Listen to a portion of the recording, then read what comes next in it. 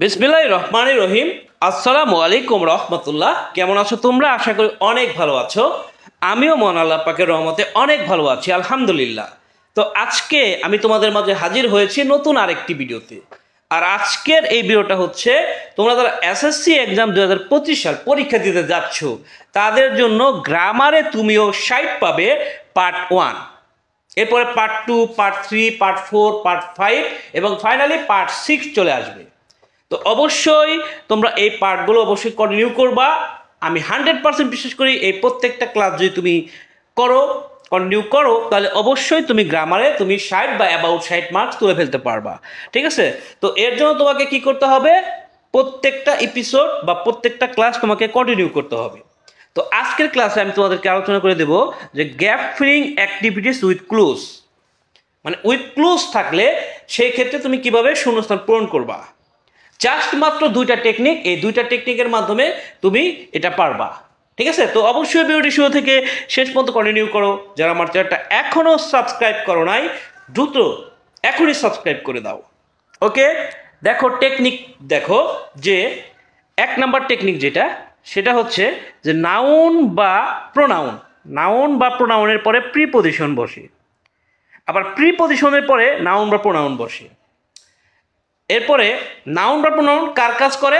সাবজেক্টের কাজ করে। নাউন বা প্রোনাউন যখন সাবজেক্টের কাজ করবে তখন তারপরে কি বসে? ভার্ব বসে। ভার্বের পরে কি বসে? অ্যাডভার্ব বসে। আর অ্যাডভার্বের পরে কি বসে? অ্যাডজেক্টিভ বসে। আর অ্যাডজেক্টিভের পরে কি বসে? নাউন বা প্রোনাউন বসে। ঠিক আছে? তো এই টেকনিকটা যদি তোমার মাথায় থাকে তাহলে কিন্তু তোমার অনেকগুলো শূন্যস্থান হয়ে যাবে। ঠিক আছে? যাবতীয় সকল শূন্যস্থান তুমি পূরণ করতে পারবা এই টেকনিকটার মাধ্যমে। এখন যদি আমি একটু উল্টা দিক থেকে আসি তাহলে সেক্ষেত্রে কি হয়? দেখো এখানে কি আছে? নাউন বা প্রোনাউন, তাহলে তার আগে কি আছে? অ্যাডজেক্টিভ। তার মানে নাউন বা প্রোনাউনের আগে কি বসে? অ্যাডজেক্টিভ বসে। অ্যাডজেক্টিভের আগে কি বসে? অ্যাডভার্ব বসে। আর অ্যাডভার্বের আগে কি বসতে পারে? ভার্ব বসতে পারে। ভার্বের আগে কি বসে? অবশ্যই সাবজেক্ট বসে। আর সাবজেক্ট হয় নাউন হয় অথবা প্রোনাউন হয়। আর নাউন বা প্রোনাউনের আগে কি বসতে পারে? প্রিপজিশন বসতে পারে। আবার প্রিপজিশনের আগে কি বসতে পারে? নাউন বা প্রোনাউন বসতে পারে। তো এখানে দেখো একটা এক্সাম্পল দেওয়া আছে, সেটা হচ্ছে কি, in Bangladesh people lead very miserable life.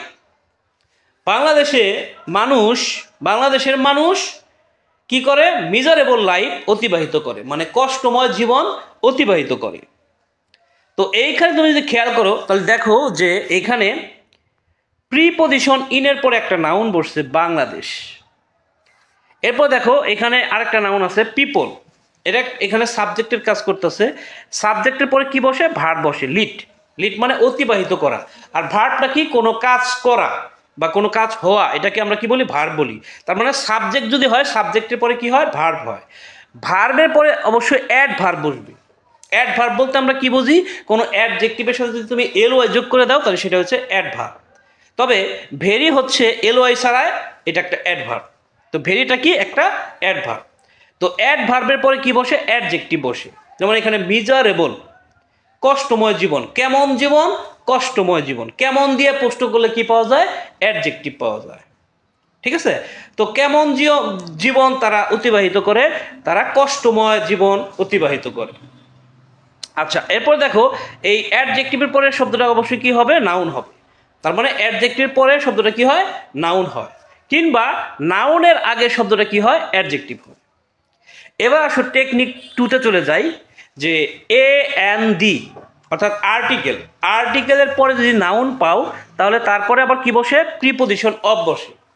আর্টিকেলের পর যদি নাউন পাওয়া যায় তাহলে তারপরে কি বসে? প্রিপজিশন অফ বসে। এখানে দেখো আছে যে the people of Bangladesh live under poverty lines, অর্থাৎ বাংলাদেশের মানুষ দারিদ্র সীমার নিচে বাস করে। বাংলাদেশের মানুষ দারিদ্র সীমার নিচে বাস করে। তো এইখানে দেখো আর্টিকেল দি আছে, এরপরে নাউন আছে পিপল। তো এইখানে এই সূত্রটা তুমি খাটাও যে এ অ্যান্ড ডি, অর্থাৎ দি আছে, দি এর পরে নাউন আছে, নাউনের পরে কি হয়? তাই প্রিপজিশন, অর্থাৎ প্রিপজিশন অফ আর কি। দি এরপরে নাউন থাকতে হবে, অর্থাৎ এ অ্যান্ড দিও থাকতে পারে, এ অ্যানও থাকতে পারে। হ্যাঁ, এ অ্যান্ড দি এর মধ্যে যে কোনো একটা থাকলে হয়েছে। তারপর দেখবা যে নাউন আছে কিনা। তারপরে যদি গ্যাপটা দেওয়া হয় তাহলে সেক্ষেত্রে তুমি কি বসাবা? প্রিপজিশনটা বসাবা। The people of Bangladesh live under poverty lines, বাংলাদেশের মানুষ দারিদ্র সীমার নিচে বাস করে। তো এই দুইটা টেকনিক দিয়ে তুমি কিন্তু যে কোনো শূন্যস্থান পূরণ করে ফেলতে পারো, ঠিক আছে। তো এবার এই দুটি সূত্র দিয়ে বা টেকনিক দিয়ে কোশ্চেন সলভ করা যাক একটি। এই কোশ্চেনটা ভিকারুন্নেসা নুন স্কুলে এটা টেস্ট পরীক্ষায় কিন্তু আসছিল। তো এটা আমরা এখন সলভ করব। তো এখানে বলা আছে যে fill in the blanks with the words from the box, মানে বক্স থেকে শব্দ নিয়ে শূন্যস্থান পূরণ করো। You may need to change of some words, তোমার কিছু শব্দের পরিবর্তন করা লাগতে পারে। বক্সে শব্দ দেওয়া থাকবে কিন্তু কিছু শব্দ পরিবর্তন হতে পারে। নাউন অ্যাডজেক্টিভ হয়ে যেতে পারে, অ্যাডজেক্টিভ নাউন হয়ে যেতে পারে, বা ভার্ব হয়ে যেতে পারে। You may need to use one word more than once, একটা শব্দ তোমার একবারের বেশি ব্যবহার করা লাগতে পারে, ঠিক আছে। এখন দেখো এখানে বক্সের শব্দ দেওয়া আছে, তুমি অ্যাট ফার্স্ট কি করবা, যে বক্সে যে শব্দগুলো দেওয়া আছে এই শব্দগুলোর বাংলাটা আগে তোমাকে করে নিতে হবে, ঠিক আছে। তুমি এটা অবশ্যই বাংলাটা করে নিবা। যেমন এখানে ডিমান্ডস মানে হচ্ছে চাহিদা, ডিক্লার মানে ঘোষণা, বর্ন মানে জন্ম, ডেমোক্রেসি মানে গণতন্ত্র, ডিবিয়েটেড মানে সন্দেহ, রিমেন্স মানে থাকা, ইনচেইন্ড মানে শৃঙ্খল, ইনফ্রিং মানে লঙ্ঘন করা, ফান্ডামেন্টাল মানে মৌলিক, ফিল মানে হচ্ছে অনুভূতি। তো এগুলা বাংলাটা যখন তুমি বুঝবা তখন তোমার এটা সহজ হয়ে যাবে, মানে বাংলাটা যখন তুমি করে ফেলতে পারবা তখন তোমার জন্য এই শূন্যস্থান পূরণ করাটা একদমই সহজ হয়ে যাবে। তো দেখো একটু নিচে আসলে আমরা কোশ্চেনটা দেখতে পাচ্ছি। তো এইখানে দেখো যে freedom of speech, freedom of speech is a dash right of people in a dash country. তো এইখানে তোমাকে খেয়াল রাখতে হবে যে এইখানে দেখো যে এই যে ফ্রিডম অফ স্পিচ এটা কার কাজ করতেছে, এটা একটা সাবজেক্টের কাজ করতেছে, আর সাবজেক্টের পরে সবসময় কি হয়, ভার্ব হয়। তো বলা হচ্ছে ফ্রিডম অফ স্পিচ মানে কথা বলার স্বাধীনতা হচ্ছে, হ্যাঁ, লোকেদের অধিকার, লোকজনের অধিকার, কথা বলার স্বাধীনতা হচ্ছে অধিকার। তার মানে যেইটা কথা বলার স্বাধীনতা সেইটাই হচ্ছে অধিকার। তার মানে এখানে কমপ্লিমেন্ট আছে। অবজেক্ট যখন সাবজেক্টকেই বোঝায় তখন এটাকে বলা হয় কমপ্লিমেন্ট। তার মানে যেটা ফ্রিডম অফ স্পিচ মানে যেটা কথা বলার স্বাধীনতা সেটাই হচ্ছে কি অধিকার, ঠিক আছে। তো এরকম ক্ষেত্রে সাধারণত কি হয়, অক্সিলারি ভার্ব হয়। তো এখানে অক্সিলারি ভার্ব বসছে কি ইজ। তো এখানে যদি ফ্রিডম অফ স্পিচের পরে যদি গ্যাপটা দেওয়া থাকতো তাহলে সেক্ষেত্রে যেহেতু সাবজেক্টের পরে কি বসে, ভার্ব বসে। আর এখানে অক্সিলারি ভার্বটা আমরা কেন বসাবো, কারণ যেইটা কথা বলার স্বাধীনতা সেইটাই হচ্ছে অধিকার।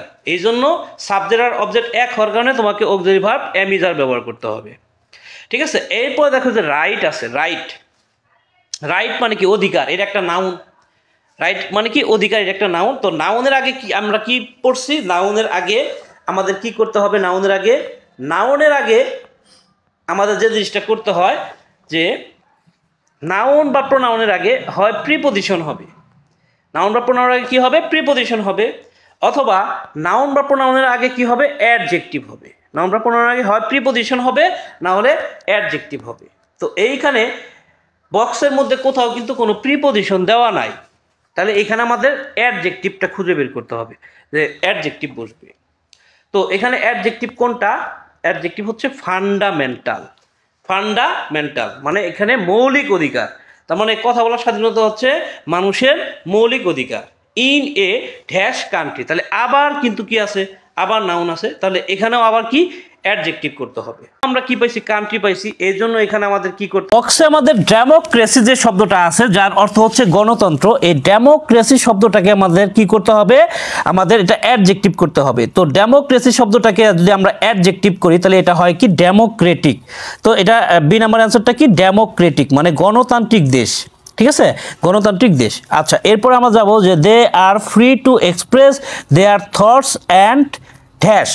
তো এইখানে দেখো যে অ্যান্ড শব্দটা রয়েছে, অ্যান্ডের আগে রয়েছে থটস, ঠিক আছে।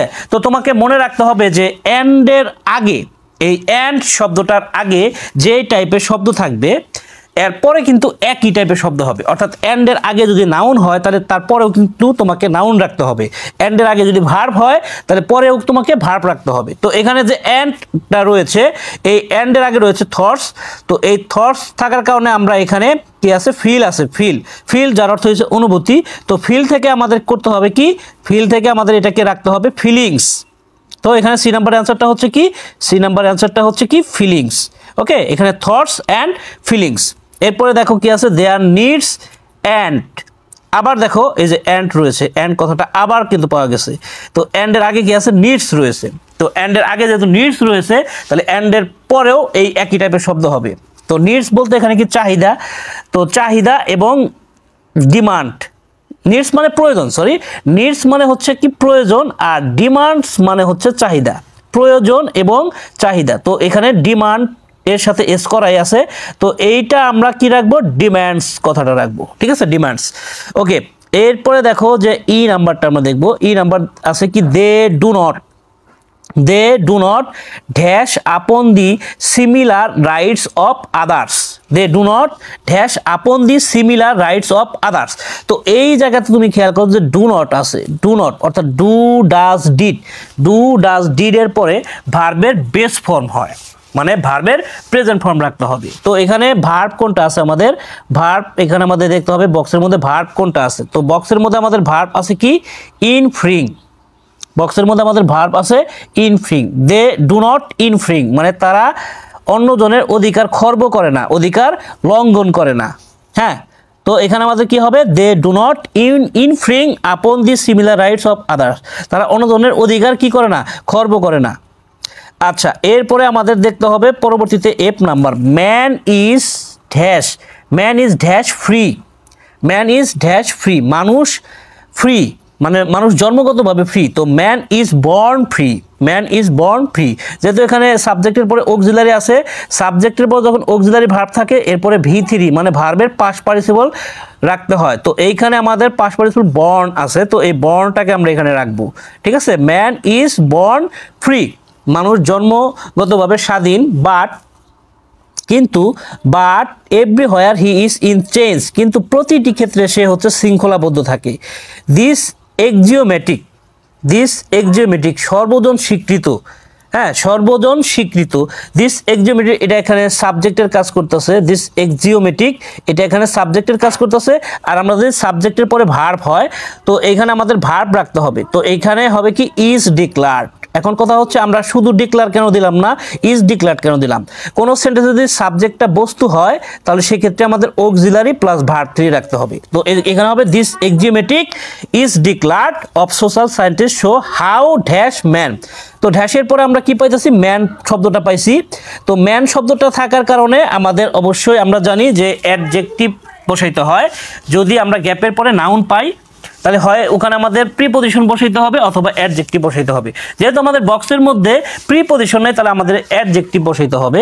তো এখানে হবে এনচেইনড, যেটা হচ্ছে একটা ভার্ব 3, আর ভার্ব 3 কার কাজ করে, অ্যাডজেক্টিভের কাজ করে। তো এখানে হবে এনচেইনড ম্যান মানে শৃঙ্খলাবদ্ধ মানুষ, ঠিক আছে। ওকে, এরপর দেখো ইন স্লাইটলি, এটা একটা এখানে অ্যাডভার্বের পরে কিন্তু অ্যাডজেক্টিভ হয়, অ্যাডভার্বের পরে কি হয়, অ্যাডজেক্টিভ হয়। তো এখানে আমাদের হবে কি ডিভিয়েটেড, ঠিক আছে। এরপরে দেখো এরপরে কি আছে, এরপরে আছে কি দিস। তো দিসটা এটা একটা সাবজেক্টের কাজ করতেছে, কিংবা এখানে অ্যাডভার্ব অলমোস্ট শব্দটা এখানে অ্যাডভার্ব, আর অ্যাডভার্বের আগে কি হয়, ভার্ব হয়, কিংবা সাবজেক্টের পরে কি হয়, ভার্ব হয়। তো এখানে এটা হবে কি রিমেইনস, এখানে এটা হবে কি remains, this remains almost the same yet today. তো এই ছিল আজকের আলোচনা। আজকে উইথ ক্লুজ আমি তোমাদের প্র্যাকটিক্যালি দেখিয়ে দেওয়ার চেষ্টা করছি।